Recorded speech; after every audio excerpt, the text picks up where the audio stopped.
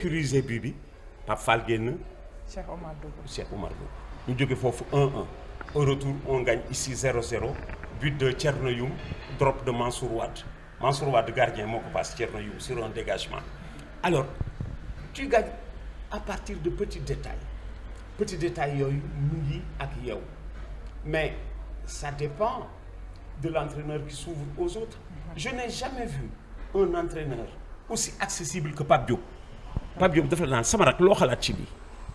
sama rak lii loo ci xalaat. te mooy indi réussite. sama rak lii loo ci xalaat et waxtaan ak joueurs yi dafa important. mës naa man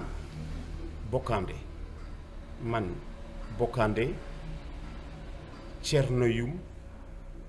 ak Oumar Gueye Sène bi ñuy joué ci Sénégal Zimbabwe boobu maa nga Paris ci école de formation de journaliste nous sommes en 85 may ñëw ci match bi dans l'avion de Paris à Dakar on n'a parlé que du match dañu waxtaanee match bi ñun ba mu wóor ñi ci biir avion bi dinañ koy gagné ci biir arc bi Thierno Youm bu dee def lii Abdou Wahab ba di ñu seetaan c'était le directeur des sports moo leen jël si woon ma dem aéroport pour ñëw ci match bi daje ak ñoom par hasard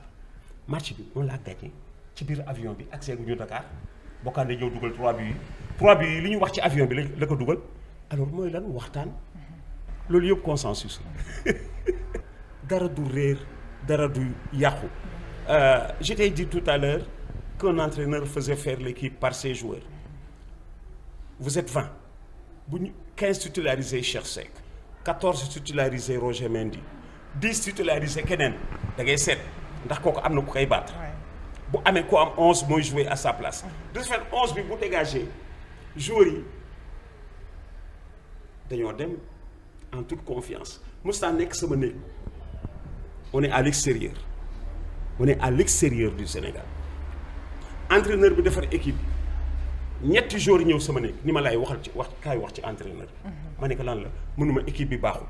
man leen nii ngeen def ak man dem leen wax ko entraîneur ñu ne ma équipe bi baaxul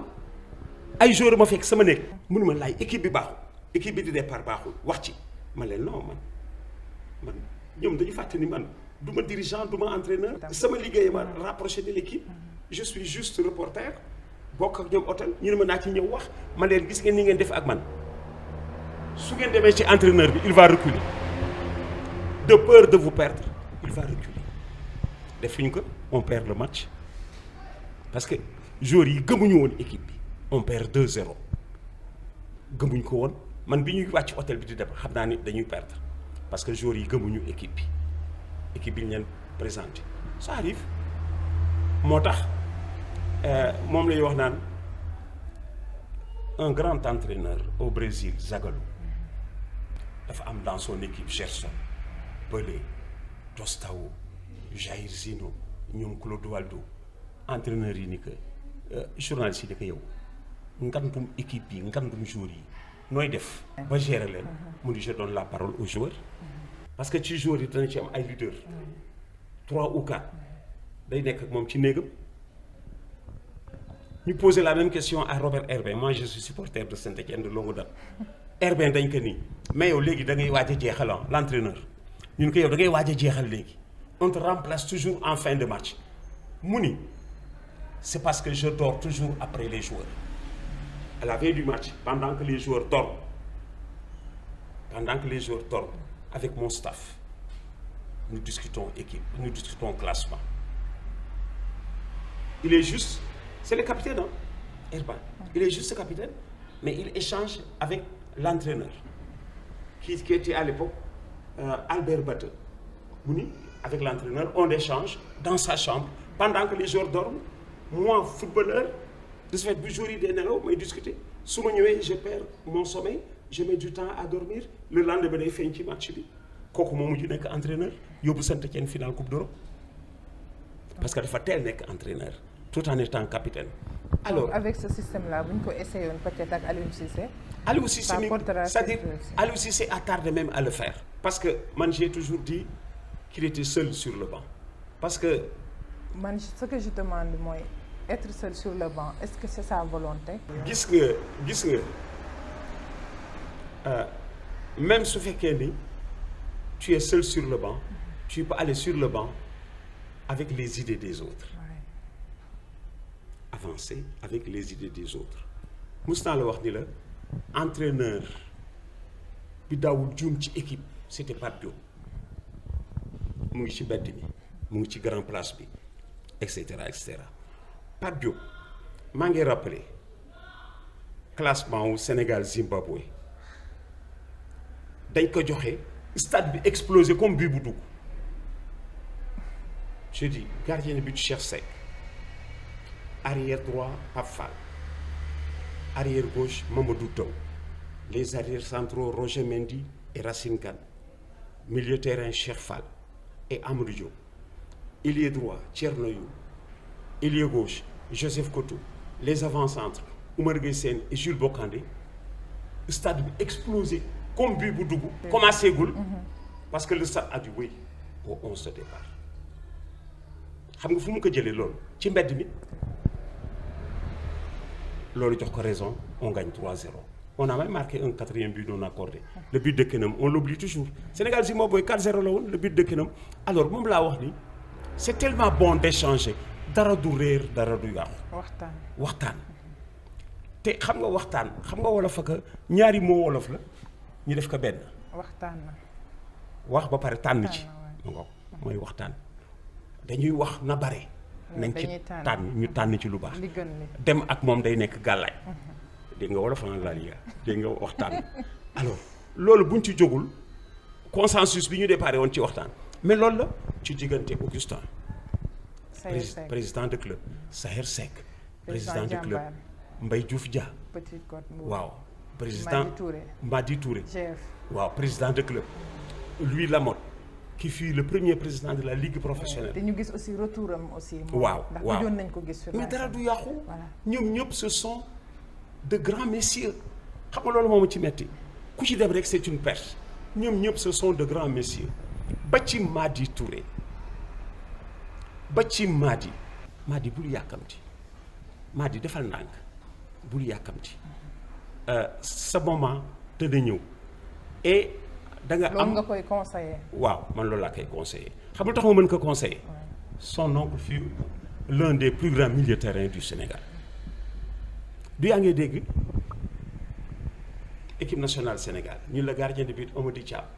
Yérim Diagne arrière droit Petit Gueye arrière gauche Issa Mbaye Moustapha Dieng arrière centraux les milieux de terrain Louis Camara et Louis Gomis ni yaayama Louis Gomis ni yaayu Madi Touré mooy frère yaayam. di wax moom football man waaw man lui m'a appelé au téléphone dans ce sens ni ma laay dénk naa la Madi Youssou Ndour nee na ma laay dénk naa la Madi Youssou Ndour xam nga pourquoi ma nekk le parent Youssou bi muy dugg ci musique papa yi Madi Touré daf ko encadré parce que papa yi Madi Touré fut un très grand musicien très grand chanteur bi Youssou di dugg ci musique di dem Miami papa yi Madi Touré dafa fekk chanteur bu mag bu ñuy wax Amara Touré ci star band boo xam ne dañu meloon naka Aragon ñooñu doon fecculoo ñooñu dañ daan fecc ba suñu daal di summeeku te duñ ko yëg ndax musique bu neex star band boobu le père de Madi était le chanteur laa la wax ni la Madi dafa nekk à la fois suñu jarbaat di suñu doom mënuñu lu dul souhaiter sa réussite bi papa ji décédé pour avoir au début coaché Youssou Ndour mu gis doomu ka daan coaché ca musique ba di Madi Touré teraanga bi mu ko defal bu papaam doon dund moom la ko defal c'est-à-dire Youssou teraanga ji mu waroon defal papay Madi moom la fayu ci Madi moom la jox Madi comme papay Madi daf ko teete ci musique Madi musiqueul leneen lay def mu fekk ca la muy def la ko papaam defaloon mu defal ko doom ji voilà comment il est devenu président d'honneur de Jambar.